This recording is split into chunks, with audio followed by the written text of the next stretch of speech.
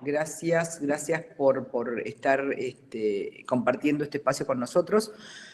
Gracias por compartir la pasión por el paisaje, que es un poco lo que nos une a todos nosotros. Y bueno, y está bueno la oportunidad de encontrarnos y compartir, quizás algunos con la voz en palabra, otros con la voz en la letra, porque a lo mejor todos nos van a tener la oportunidad de preguntar, pero sí nos van a poder dejar la pregunta escrita porque se las vamos a contestar.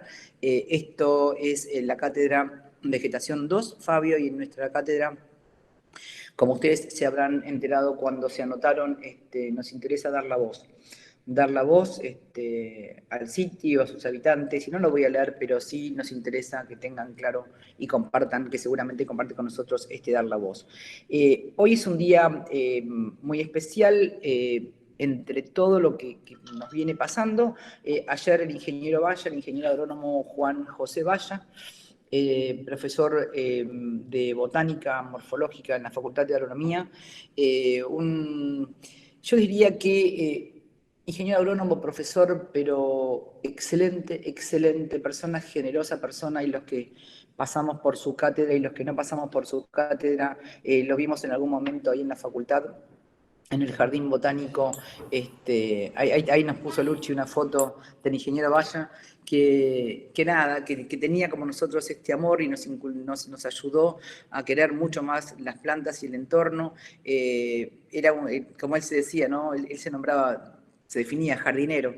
Jardinero era realmente una persona que uno lo veía con la edad que tenía, entrando con su bicicleta en la facultad, y si de repente pasaba cerca de alguna planta y uno la estaba mirando, él se acercaba y nos decía qué planta era y qué no era. Y digo, la verdad, realmente gracias, Valla, querido Valla.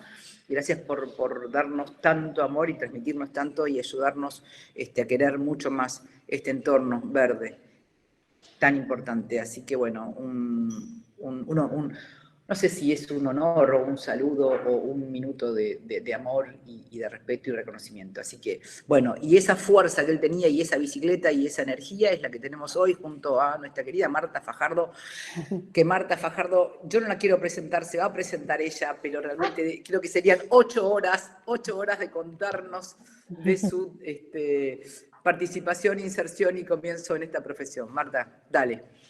Gracias, Berito. A ustedes de la cátedra, Fabio, muchísimas gracias por estar conectados en este momento tan coyuntural del planeta Tierra, pero también con una oferta tan extraordinaria en todo lo que podemos hacer trabajando colectivamente, en todas estas sinergias que se están desarrollando de abajo hacia arriba, de arriba hacia abajo, transversal, horizontal.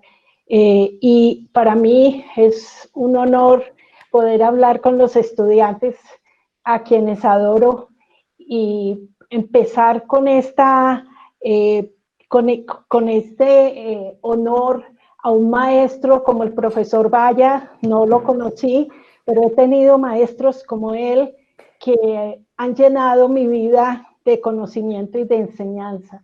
Y esos seres son a los que debemos de reivindicar en este momento en que una gran generación de viejos como nosotros, viejos mayores de los 60, que nos estamos muriendo, nos estamos yendo y se está perdiendo un gran porcentaje de la inteligencia de este planeta. Así que ustedes jóvenes, muchachos, en ustedes está volver a renacer esa esperanza, esa dedicación de nuestros viejos en el conocimiento de la ecología, del paisaje, de la biología, de la anatomía, la arqueología, todas estas ciencias que son fundamentales en nuestro quehacer y en nuestra vida cotidiana. Cátedra, Fabio, dar la voz. Dar la voz. Me parece hermoso ese concepto de dar la voz dentro de la casa.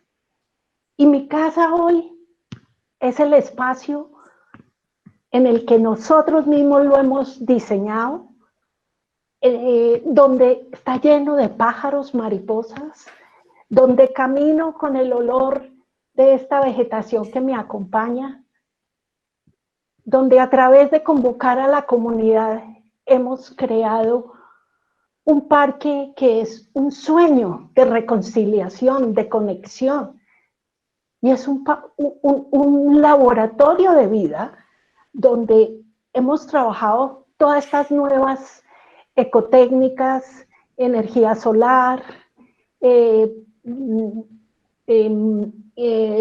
manejo de humedales, percolación, en los jardines sistémicos, recuperación de taludes, bueno, una cantidad de trabajos, manejo inteligente de los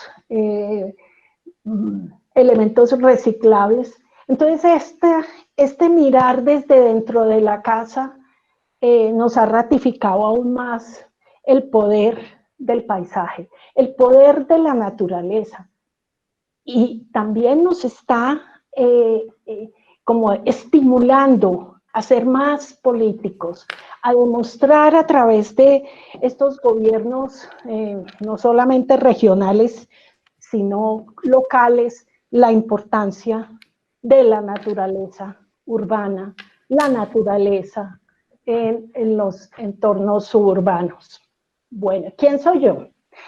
Yo soy una campesina que nací en uno de los territorios más exuberantes de Colombia, un sitio llamado Quindío.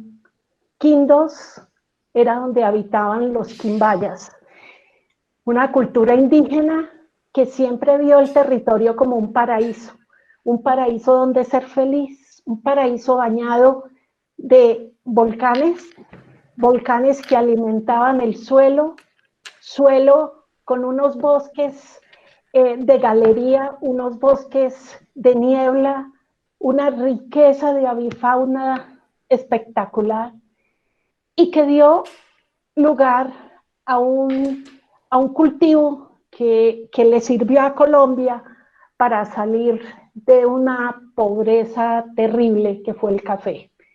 Entonces soy producto del café de Sombrío, un café que se cultivaba con pan de coger. Pan de coger es crear comida para todos, en una familia muy numerosa, 6 mujeres, un hombre, mamá, empleadas, papá, tíos, primos, 38 primos hermanos. Todos nos juntábamos en la finca, todos gozábamos con esa naturaleza, y un papá que sin tener título de arquitecto me enseñó el amor a la arquitectura, y una mamá que le arreglaba esas casas para que él las vendiera bien a través de sus jardines.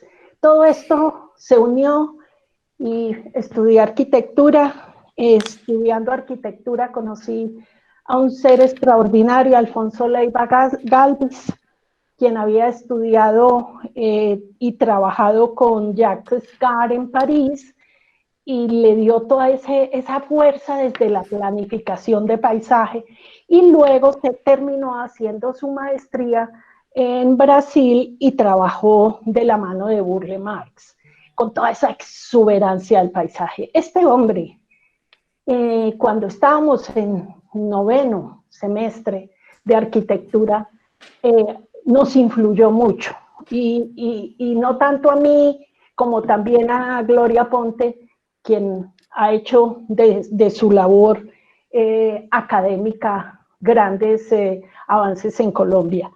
Estos personajes fueron los que me influenciaron y me llevaron a hacer después la maestría en la Universidad de Sheffield, universidad que Vero tiene mucha relación, muy duro. Al principio no todo ha sido color de rosas, niños, era muy duro, era la única extranjera, la única latina, un inglés colombianizado en medio de ese inglés tan sofisticado, la única arquitecta, todos eran biólogos, ecólogos, agrónomos, abogados, duro, muy duro, pero logré terminar la maestría y con el paso del tiempo mi relación con el alma mater ha sido espectacular.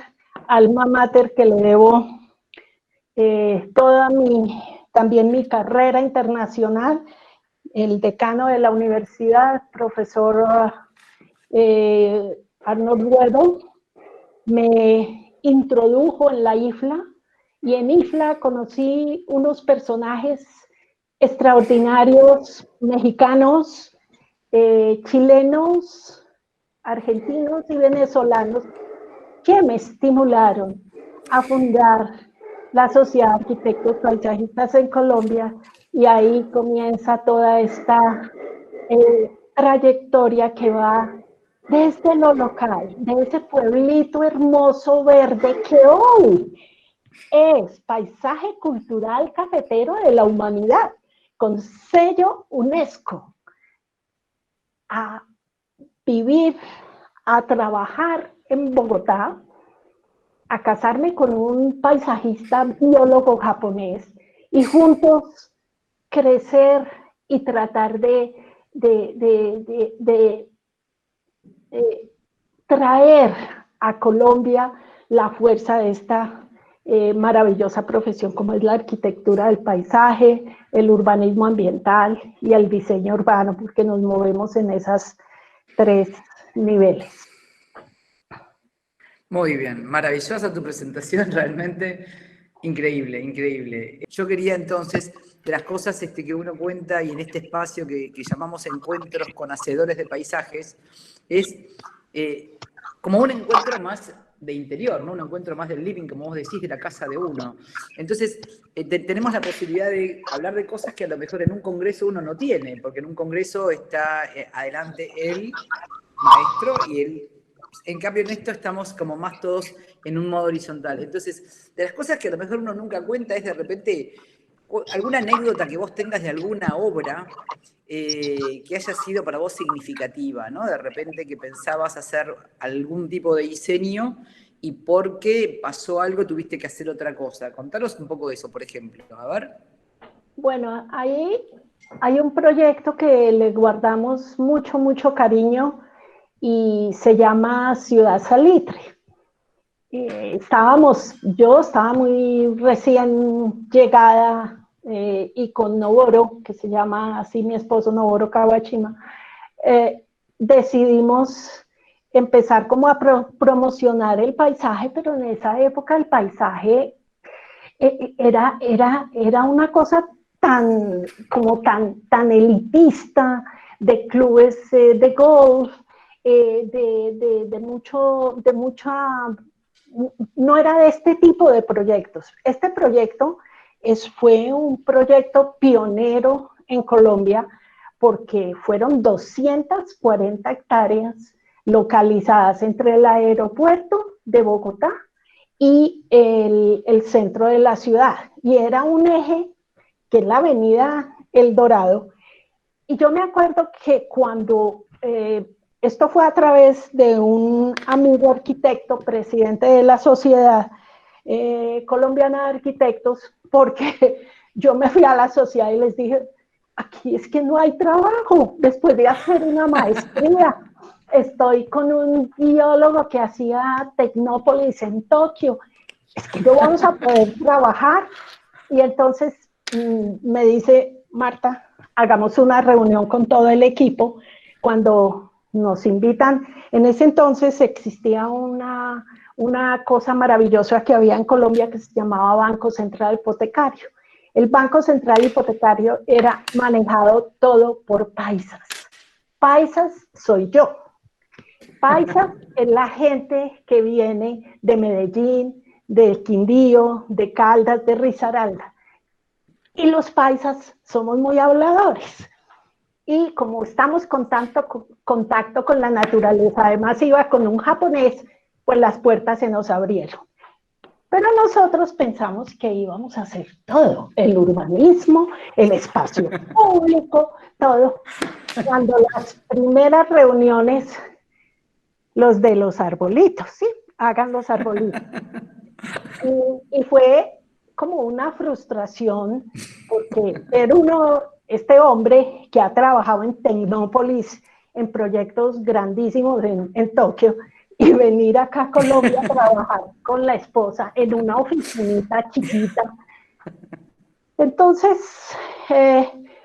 cuando comenzamos, y esto es como una experiencia para los estudiantes, nos hicimos empezar a preguntarnos por qué no cala nuestro discurso, por qué somos tan malos vendedores del rol del arquitecto paisajista. Comencemos por mostrar los valores, los beneficios, y esto se fue convirtiendo como en una bandera, y en la medida en que nos conocían, estos se convirtieron en nuestros amigos de toda la vida, porque era un equipo multidisciplinario, es un proyecto de 15 años, estuvimos 10 años en el que hicimos diseño de planificación de toda la infraestructura verde, diseño en los parques, construcción de paisaje. Llegamos y en una de esas reuniones les propusimos, ¿por qué no hacemos un vivero grande de árboles? Porque no existían árboles para Bogotá y para ese proyecto. Pues nos dieron un espacio público. Hoy en día eso no se podría por todos los decretos y toda la cantidad de acuerdos que se han inventado con los planes de ordenamiento territorial, pero en esa época estamos hablando de 1988 a 1998. Pues, las puertas se abrieron, hicimos el vivero, duramos 10 años en ese trabajo en esas 240 hectáreas, el 50% es zonas verdes, bosques, alamedas, 8 kilómetros de ciclovías, alamedas, corredores verdes que conectan cada uno de los clústeres de los lotes, y eso se convirtió como en uno de los modelos a seguir. Lógicamente hoy, con todas las nuevas tecnologías de ecodesarrollo, pues, y ecourbanismo, hay cosas que se pueden mejorar, como todas las energías solares, el diseño del mobiliario, bueno, pero en términos de paisaje, en términos de aporte a la biodiversidad, de jardines sistémicos, creo que fue un ejercicio, mirándolo ahora desde el siglo XXI a lo que hay, sigue siendo una buena práctica, y el mensaje es que sí se puede si uno tiene, digamos, constancia, si respeta las diferencias entre las profesiones, y aprende uno mucho del biólogo, del ecólogo, del urbanista, del ingeniero civil, que siempre decía, hagamos los cajoncitos para meter los árboles, los alcorques que llaman ustedes. Y lo hacía de 1,20 por 1,20, y nosotros le decíamos, no, de 3, y hagamos algunos de 3. Pues a la final resultamos ganando, y cuando uno va a Ciudad Salitre no ve bombones, ve una estructura verde importante. Muy bien, lindísimo. Bueno, la verdad increíble, sí. Y estas son las cosas que uno no cuenta en un congreso, ¿no es cierto? Claramente. No, porque pues, sí, son cosas, sí. Bueno, Sí. ahora me parece que alguno de los chicos sí quiere poner su voz. A ver. Sí, yo quería preguntar, Marta, ¿cómo estás? ¿Cómo ¿Qué estás? enseñanza crees que el COVID nos deja como profesionales? Uy, esa sí es una pregunta maravillosa, porque es lo que he venido en estos 3 meses estudiando. Bueno, el COVID, la primera enseñanza que nos demuestra es la gran ignorancia de todos nosotros, incluidos nosotros mismos como profesionales, los políticos, los desarrolladores, los urbanistas, en la importancia de esos corredores verdes dentro de la ciudad, esas zonas de buffer para controlar que animales que no son dentro del sistema urbano penetren al sistema urbano y hagan que estos virus se desaten. Pero también hay cosas que el COVID nos está ratificando, como esa visión que tenía Jane Jacobs, que tenía Ian McCart, respecto a design with nature, diseñar con la naturaleza, soluciones basadas en la naturaleza, que es el nuevo concepto, pero que es en esencia, yo preferiría que siguiéramos hablando de diseñar con la naturaleza, que es más holístico, más amplio, porque busca esa infraestructura saludable que parte de cuando uno maneja geológica, ecológica, ambientalmente un territorio. También el COVID nos comienza a mostrar cómo desde nuestro quehacer profesional podemos actuar. Ahora que se le va a dar mucho énfasis al diseño en las casas por el teletrabajo, es importante el diseño del paisaje desde lo puntual, desde mi casa, desde mi ventana. Yo miro desde acá este popurrí de árboles y entiendo que no todo el mundo pueda tener esto, pero si lográramos al menos un árbol, un jardín, un huertico, en todo esto, pues nuestro rol es bien importante. También el COVID nos está ratificando el concepto de la proximidad en nuestros desarrollos, en nuestro diseño. Es un concepto que nosotros veníamos trabajando desde hace más de 10 años en 2 proyectos aquí con una firma muy importante de desarrollo inmobiliario. Y parte de una metáfora que se inventó Novoro, mi esposo, que decía, ustedes en Latinoamérica diseñan como el churrasco, que la carne es roja por dentro y la grasita por fuera, ¿cierto? Y ese es el urbanismo que hacen. Y la grasita por fuera son los parques, es la infraestructura verde, y por dentro es todo hacinado. ¿Por qué no pasamos a la carne Kobe? La carne Kobe es esa carne japonesa que es llena de grasita por dentro. Y quiere decir el paisaje en red. Y en ese paisaje en red desarrollamos el proyecto de la proximidad, donde todo es biodiverso, donde hay toda diversidad de usos.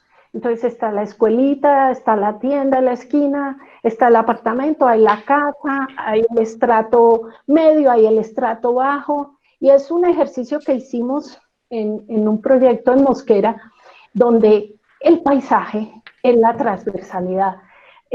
Y todo está amarrado a través de ciclovías, de senderos, parques lineales, parques temáticos de acuerdo a la naturaleza del sitio. Entonces, eso del concepto de la proximidad, que en 15, 20 minutos tú tengas de todo. Nosotros aquí lo hacíamos en 5 minutos, tener el árbol, en 10 minutos, todos esos corredores a lo largo de unos cuerpos de agua, eran unos huertos urbanos. Bueno, hoy me mandaron precisamente unos videos de esos proyectos, pues que después se los hago llegar para demostrar cómo este COVID está sacando a flote una nueva manera de ver el territorio. Otra forma que el COVID nos está enseñando son los espacios residuales dentro de la ciudad para convertirlos en algo que Vero también trabaja desde la educación, que son los espacios breathe, de respirar, es reciclar todas esas zonas abandonadas y dejarlas como jardines salvajes, jardines de vegetación nativa. También la calle y las plazas ayer precisamente con un proyecto que tenemos en el centro de Bogotá que se llama Parque 93, estábamos mirando cómo convertir la plaza, las calles, en áreas para poder potenciar una gastronomía segura, porque ese parque está rodeado de restaurantes en la que el 70% están a puertas de una quiebra masiva, una quiebra económica. Entonces, ¿cómo ellos le dijeron al parque auxilio, auxilio, miremos fórmulas? Y comenzamos a ver cómo sacar de adentro hacia afuera, en esa gran zona verde, a los restauranteros, generar unos espacios a través del urbanismo táctico de conectar esos restaurantes y empezar a que usen el parque haciendo los 2,50 metros de distanciamiento físico y utilizando materas, vegetación en cantidades para lograr esa sensación de que estamos acompañados de la naturaleza y que no tengamos que usar esos tapabocas. Entonces las calles, las plazas, el trabajo en casa, los corredores, todo está cambiando y desde nuestra profesión, desde el paisaje, desde la naturaleza, hay un mar de oportunidades impresionante, pero todo esto hay que trabajarlo colectivamente, no es que nosotros llevemos la respuesta total, es un momento como ningún otro en la historia de tener una ciudad detenida, tener un país detenido, un mundo detenido, poder repensar, rehacer, reaccionar con nuevos paradigmas en la forma simple, sencilla, humana, dinámica, como el paisaje puede ordenar un territorio. Muy bien, Marta, buenísimo. Mira, con respecto a esto te agrego una cosita, y es que yo creo que este tiempo de COVID nos dio más espacio para mirarnos en el espejo. Sí. Antes uno se peinaba, se arreglaba y salía corriendo. Ahora nos podemos mirar. Y en ese mirarse en el espejo nos podemos encontrar un poquito más que en otros momentos. Y a partir de encontrarnos y dar, de algún modo, cuestionarnos algunas de las cosas que hacíamos y que no eran las correctas, salir a la calle con esta otra nueva mentalidad, con este otro modo de ver, con esta nueva experiencia y juntarnos, estos que estamos trabajando por el paisaje de hace tanto tiempo, como para fortalecer, ¿no? Que yo creo que este momento de mirarnos al espejo nos permite, nos da la posibilidad de fortalecernos y de seguir cambiando algo que antes no pudimos. Y frente a esto, ahora le vamos a dar la voz a Daniela Agreda Zambrana, que nos pregunta: buenos días, saludos a Marta. Quisiera preguntarle cuáles son los desafíos para la enseñanza de paisaje en este momento, en que no podemos estar afuera, viendo, palpando, analizando las dinámicas de paisaje de su apropiación. ¿Cómo trabajar el diseño en aula virtual?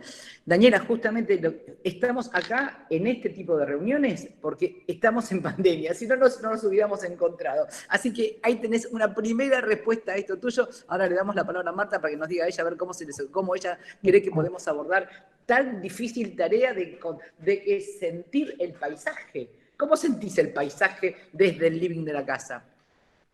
Bueno, es otra forma de sentir que nos lleva a pensar y a actuar el paisaje. ¿Y qué quiere decir esto? Que en esta pausa física nos dio la oportunidad de una actividad cerebral nunca visto, de comenzar a crear desde el conocimiento científico, de empezar a cruzar variables, de empezar a mirar qué hacen los demás y cómo yo puedo asimilar, absorber todo este conocimiento, esta avalancha de conocimiento hermoso que nos está llegando de la ciencia. Y cómo empezar a, en esa materia que ustedes ven que es vegetación y naturaleza, cómo empezar a abrir en otros ámbitos. Por ejemplo, la salud y el bienestar. ¿Qué significa salud y bienestar desde esa materia? Desde salud y bienestar en la actividad física, entonces nos damos cuenta de la importancia de la actividad física en un parque, en una calle, en un bosque, en un corredor verde, en un huerto urbano, en una finca o pradera, como llaman ustedes. Ese bienestar mental que produce también en la salud y el bienestar nuestro rol en una buena actuación en vegetación, la integración y conectividad en bienestar y salud que da lo que hacemos. Ese sería un campo. Otro campo de estudio es la resiliencia. La resiliencia, y no hay pueblo más resiliente que el colombiano. 55 años de guerrilla, narcotráfico, y aquí seguimos, aquí estamos y luchamos. Y nacen los paradigmas de renaturalización, de biodiversity como Barranquilla, de recuperación a través del urbanismo social como Medellín, de recuperación y de un nuevo contrato social como Bogotá. Entonces es resiliencia ciudadana que también nos da mirándolo desde esa materia que ustedes están haciendo, respuesta ante las amenazas. Es empezar a estudiar científicamente todas esas amenazas de inundación, de sequía, cómo desde su quehacer pueden trabajar la resiliencia climática y todo el tema de multifuncionalidad que viene, que genera la resiliencia, pero que viene de esa herramienta que es la vegetación. Otro tema muy importante es el tema de seguridad. Seguridad sanitaria, seguridad alimentaria, la seguridad de mi vecino a través de esa vegetación, la seguridad de un territorio y el tema de economía local que tiene que ver con, en la medida en que nuestros territorios sean más verdes, en que tengan más bosques, más huertos, más jardines, pues la comunidad va a ser menos obesa, menos enferma mental, entonces los costos en salud, y esto me lleva al primer punto que era salud y bienestar, pero que va ligado también de la economía local, todo lo que tiene que ver con la polifuncionalidad de un espacio. Luego tenemos otro tema de estudiar, que es la naturaleza y sostenibilidad. Entonces, ahí viene muy bien todo lo que se está haciendo con iniciativas ciudadanas de Horizonte 2020, que tienen que ver con soluciones basadas en la naturaleza, con espacios más renaturalizados, el tema vuelve también de seguridad alimentaria, y otro trabajo que es el de comunidades sólidas, la construcción de comunidad a través de la vegetación, y finalmente cómo este tema nos lleva a que sea un catalizador de ciudades más sostenibles, donde el capital natural, que es la vegetación y la biodiversidad, pues transforman un territorio de otra manera.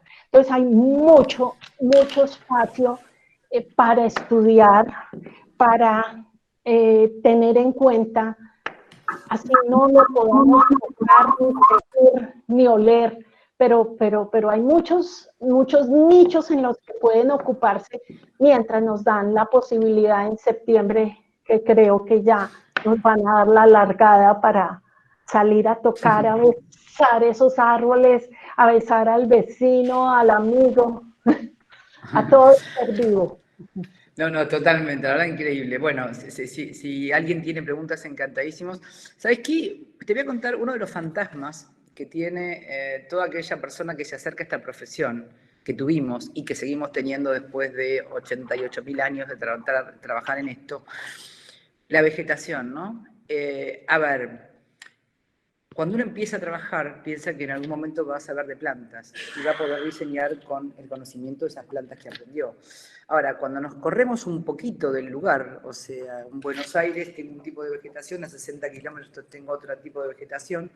Yo siempre cuento que los primeros palos borrachos que planté en Cañuelas se quemaron, y cuando el cliente me preguntó, ¿qué le pasó a estos árboles? Y me tragué saliva y dije, acá había helada, este árbol acá no iba. Digo, ¿cómo podés estimular o ayudarnos a que los chicos y todos los que están escuchando tomen fuerza con esto de que cuando uno está en un sitio hay un tipo de vegetación? Y cuando te vas a trabajar a China, por ejemplo, y cuando te vas a trabajar a, no sé, a Bariloche, y te encontrás frente a pensar ese diseño y que te venga la inspiración y todo esto que decimos siempre, el diálogo con el duende del lugar, ¿cómo haces para acercarte a qué vegetación podés usar en ese sitio?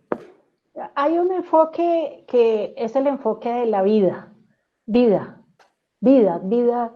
es todo. Vida es el suelo, es el aire, es el agua, es la flora, la fauna. Al principio es muy difícil y nos pasa lo que te pasó a ti, nos pasó en muchos sitios.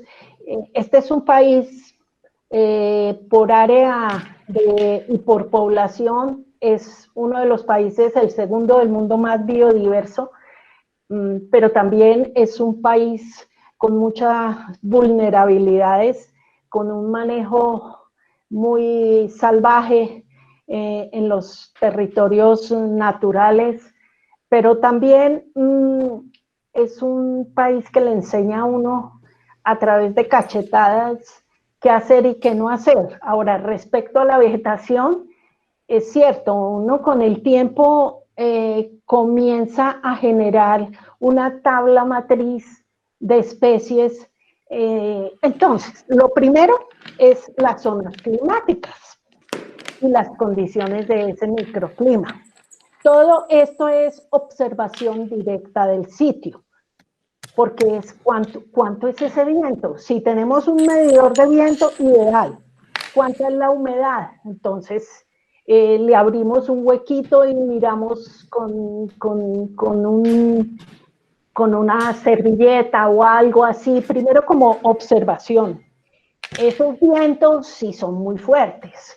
El sistema de lluvias, hay pantanos, hay humedales, o es una zona muy desértica. También luego en esa matriz metemos el concepto de diversidad. Diversidad que va de esas comunidades de plantas, cómo están relacionadas con flora, fauna, qué pajaritos, qué mariposas, qué abejas, si son melíferas, bueno, todo eso. Entonces uno empieza a manejar esa matriz y siempre la hacemos como muy gráfica, porque como en esta profesión hay que enseñar a tanto bruto, la mitad del trabajo es enseñando. De verdad, esto es un estrés cotidiano. Entonces, luego tenemos las que no deban ser de acuerdo a cada uno de ese sistema. Por ejemplo, el jazmín aquí es una plaga. Entonces, hay que tratar de no meter más jazmines en Bogotá. ¿Sí? El urapán ya lo quitamos, que es un árbol de un porte muy grande. Pero hay muchas rastreras que han llegado de México, de otros lugares, y que se han adaptado perfectamente, o que han llegado de España y arrasan con la vegetación nativa. También algo que analizamos, toda la resiliencia de esa vegetación. Esa vegetación es resiliente a sequías, a humedad. Es como, por ejemplo, en Barranquilla el suelo es arenoso seco, pero llueve mucho, y cuando llueve todo se va. Entonces hay que usar sistemas radiculares que formen tejido y que se anclen en ese suelo tan fácil de erosión. Otro tema que tiene que ver es con el sistema de raíz. Es amplio, es pivotante, qué profundidad efectiva tiene, para que no nos pase lo de estos ingenieros que nos hacen los cajoncitos en las avenidas de 1,50 por 1,50, entonces los árboles buscan dónde salir su sistema radicular, entonces afectan las vías, los andenes, y entonces vienen los ingenieros, los urbanistas y dicen, este árbol es el malo, y el malo no es la técnica. Otro que hacemos es un cuadro donde colocamos la planta, sea árbol, arbusto, cobertura, la hoja y el fruto, pero con muy buena fotografía. Y eso lo colocamos en cada uno de nuestros planos detallados, porque trabajamos el hard landscape, el soft landscape, y en el paisaje, fuera de eso le colocamos altura esperada, que no requiera mucho mantenimiento. Otro tema es la demanda de riego. Hoy es un pecado en este cambio climático utilizar sistemas de riego en los proyectos. Todo debe ser a través de sistemas de recirculación, de los sistemas BRIC en los baños. Nuestros proyectos de desarrollo inmobiliario trabajan el reciclaje de esas aguas grises para reciclarlas, reutilizarlas en los proyectos. O también hacer un sistema de lagunas para recibir aguas y utilizarlas en esa humedad relativa que debe tener el proyecto. Entonces, es una matriz interminable. Y le ponemos el precio. Eso es fundamental, eso es fundamental. Porque aquí los viveros son muy regulares, no son como los viveros en Estados Unidos o en Europa, que son una maravilla. Aquí, contadas excepciones, de resto es todo mal manejo, con daños mecánicos, sistemas radiculares maltratados. Entonces eso es lo que se siembra en la ciudad y lo que se siembra. Y después es lo que vemos, que todo es así. Pero bueno, nos tocó eso, y a eso claro. no lo podemos cambiar. Hay que ir con eso. Mira, acá Eliana García nos pregunta, me gustaría mucho que puedas contarnos, desde tu experiencia, cómo llegar a que los vecinos, la gente del lugar, se involucre con el paisaje, lo cuide, lo sienta propio. Si podés contarnos un poquito más sobre la construcción de comunidad a través de la vegetación. Tenés 5 minutos, no vas a estar 2 horas y media, Marta. Por favor, te pido. Podríamos estar hasta mañana hablando de esto, que es tu expertise, ¿no es cierto? Bueno, a ver, contanos. Yo creo que una de las formas de trabajar comunidad es primero enamorar unos pocos, y con eso hacer un pequeño clúster, evidenciar el poder y el valor de la naturaleza, y así es como hicimos aquí donde yo vivo. Involucramos a la comunidad, somos 125 casas, 450 personas. Entre todos hicimos un proyecto que se llamó Bosque de la Vida 2020, y el 2020 ya terminó el año pasado. En ese Bosque de la Vida, cada uno sembramos 3 árboles por persona, después 20 metros cuadrados de jardines muy ecológicos que no demandan riego. Luego pasamos a praderas de enriquecimiento, entonces la grama no se poda total, se deja 6 meses que crezca, que atraiga pajaritos, mariposas, abejitas. Y ya ahora entramos en otra etapa que se va a llamar Bosque de la Vida 2030, porque en este proceso la CAR, que es la entidad que maneja todos los recursos naturales de este departamento que se llama Cundinamarca, recuperando el río Bogotá en 248 kilómetros desde Bogotá hasta el Nacimiento. Este proyecto es un proyecto que nos pasa por el lado y que lo estamos involucrando y queremos hacer parte de esa renaturalización, de ese dar, porque hemos recibido mucho. Y así es como trabajamos, con evidencias, con proyectos que se puedan medir, con demostrar buenas prácticas sencillas. Entre todos pusimos energía solar, luminarias que se prenden a las 6 de la tarde, y esto ha sido en la construcción social del paisaje a través de comunidad, en que todos ponen, pero como digo, hay que demostrar el por qué es importante y mirándolo holísticamente. No es solamente mirar el arbolito ni el jardín, sino dentro del contexto total de un urbanismo ambiental.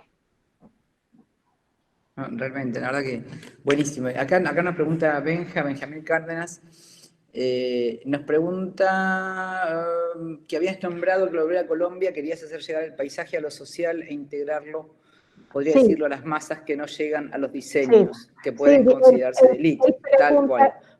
Él pregunta que ¿Cómo? los bosques de la vida se pueden llevar. Claro que sí, es un trabajo inclusive, tal vez Bogotá y Medellín han sido pioneras en proyectos de soluciones basadas en la naturaleza. No he trabajado en los de Medellín, pero conozco muy bien esos proyectos en las comunas de Medellín, que a través de la vegetación de los huertos caseros, de los bosques, corredores a lo largo de todos los cuerpos de agua, que ganó un premio internacional por ser una de las soluciones basadas en la naturaleza más evidentes, de más rápido, digamos, crecimiento físico y crecimiento de comunidad.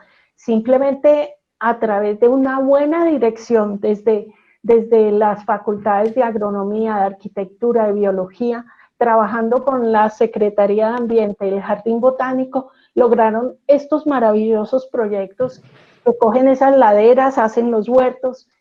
Bogotá, en el sur de Bogotá, se hizo un proyecto hermoso que trata en los barrios más tristes, en las laderas. Primero se comenzó por invitar a través de la pintura a pintar las fachadas, y en la fachada se quiso hacer la mariposa. Una mariposa es un barrio de más o menos 50, 60 mil personas.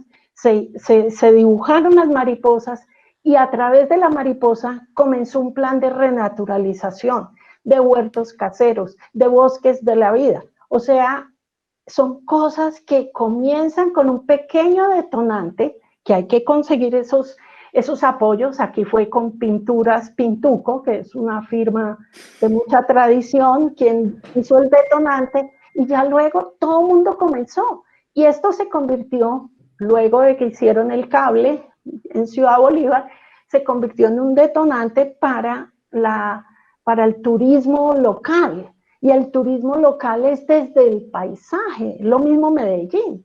Muestran sus coquitas, sus ollas llenas de vegetación, sus jardines en las terrazas, y hay ese arraigo por la naturaleza que viene. Yo creo que es porque todavía somos una sociedad muy campesina, y eso es lo lindo y es lo que hay que rescatar en Colombia, ese arraigo tan campesino que tenemos, esa diferencia de culturas, porque es un país con una geografía muy compleja, y culturalmente somos todos muy distintos, pero en el fondo todos tenemos ese arraigo por la vegetación, por la naturaleza. Claro, fíjate vos que un poco tiene que ver con esto, que la biofilia nos dice que pertenecemos a la naturaleza, que somos parte de ella, y que algunas de las complicaciones posteriores que fueron apareciendo tenían que ver con ese separarnos nosotros, ¿no? En separarnos indirectamente, casi hasta negando la naturaleza. Así que me parece que, bueno, este COVID nos da esta oportunidad importantísima de dar una vuelta a eso, y de las cosas que se hablaban es que esta famosa nueva normalidad, que realmente el término no me gusta para nada porque no es ninguna normalidad esta, nueva o vieja tampoco es normalidad, me parece de las cosas que se plantean es que habrá que ir pensando seriamente en el transporte, en no movernos, Sí. sino en estar más en los sitios de cada uno. Y en ese estar en los sitios, estimular y promocionar el autoconsumo, ¿no? El autoconsumo, la autoproducción. Ahí se subió alguien, si por favor puede bajar el micrófono. Creo que es Ricardo Cárdenas, porque aparece una música como de radio. Perdón.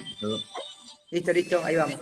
Entonces, en este autoabastecimiento, realmente, yo creo que un poco lo que decía Eliana, cómo hacer que la comunidad se apropie, ¿no?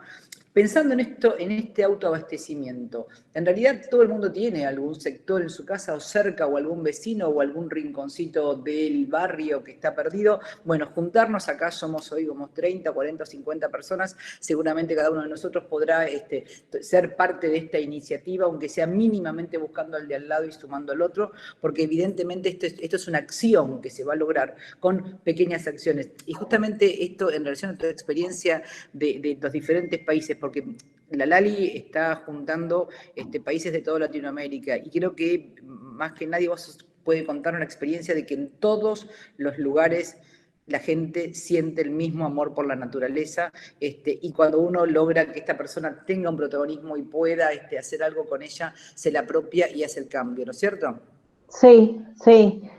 Y bueno, gracias por preguntarme, porque pues la iniciativa latinoamericana de paisaje es un movimiento de abajo hacia arriba que incluye todo tipo de profesionales, no profesionales, gente del común, con el objetivo como de salvaguardar nuestro paisaje latinoamericano. Y trabajamos a través de clústeres, de nodos del conocimiento que se entrelazan entre sí.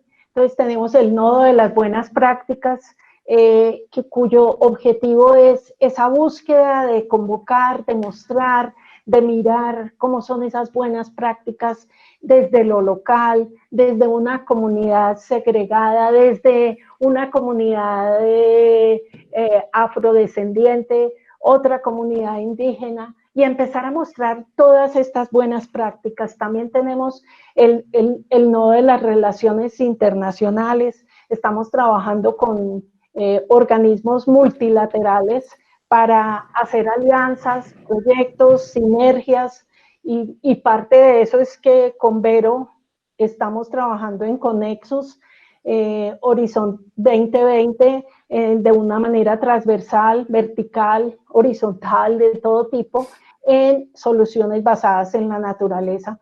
También tenemos un nodo de comunicaciones, entonces estamos muy activos con todas las redes.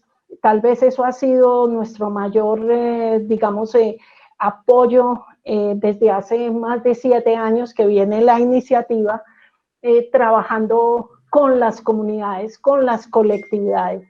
Nos reunimos en los foros de la IFLA Américas, nos reunimos en los foros de Nature of Cities, nos reunimos en los foros de soluciones basadas en la naturaleza, porque el dominio, como les dije, de estos proyectos de comunidades no es de una profesión, es el trabajo colectivo, es de abajo hacia arriba. Entonces, con la iniciativa hay muchas actividades. Es un momento en que me gustaría invitarlos.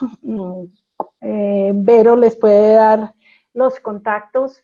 Es abierta, plural, nadie paga, todo el mundo trabaja colectivamente, y nuestro goal es poder llegar al derecho al paisaje como una ley.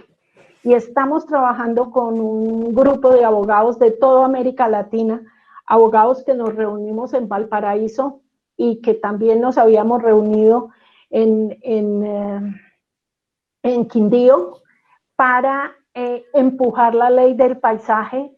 Y una vez que empujemos todas estas leyes de paisaje, en Colombia ya hay 2 que son regionales, la idea es poder lograr un convenio latinoamericano del paisaje que lo lidera el nodo de la gestión política del paisaje y así politizar esta agenda, porque eso es lo que nos falta.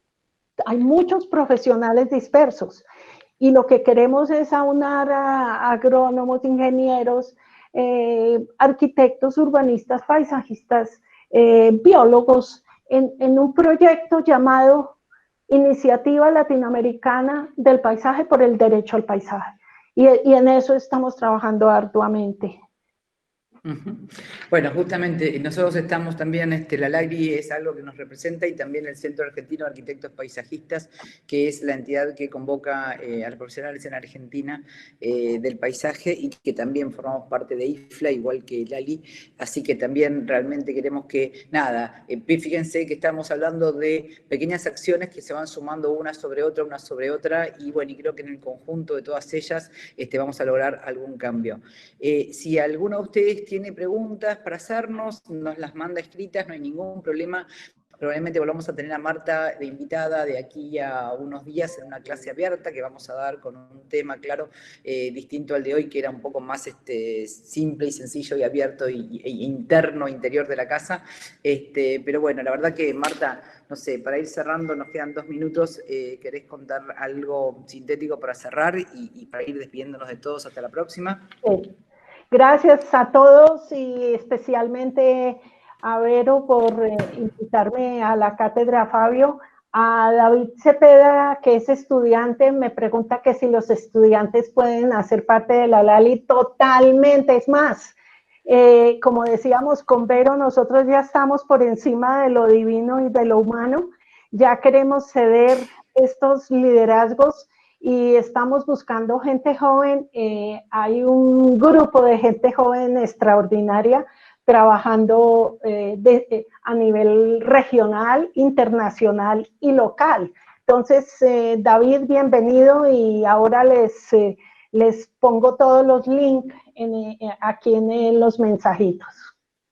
Buenísimo, bueno, gente, nosotros acá vamos cerrando el día de hoy. El martes que viene a la misma hora, a las 11 de la mañana, va a estar el ingeniero agrónomo Carlos Taís contándonos también acerca de su paso por la profesión. Y bueno, si tienen algunas preguntas pueden ir pensando ya para hacer. Realmente es un profesional de una calidad humana increíble, como todos. Yo creo que todos los que estamos en el paisaje tenemos una sensibilidad que, bueno, nada, nos permite esto, ¿no? Disfrutar desde otro lugar la naturaleza y querer hacer lo mejor para que el bienestar a través de la naturaleza se aplique y se pueda vivir en las ciudades. Así que, pero bueno, gracias profundamente, Marta, gracias a todos por estar ahí, y bueno, nada, ojalá esto sirva para seguir creciendo. Chau. Bueno, muchas gracias. Ya les pongo ahí el contacto. Gracias. Cómo no, gracias, Okay. Marta. Gracias. Chau, hasta luego.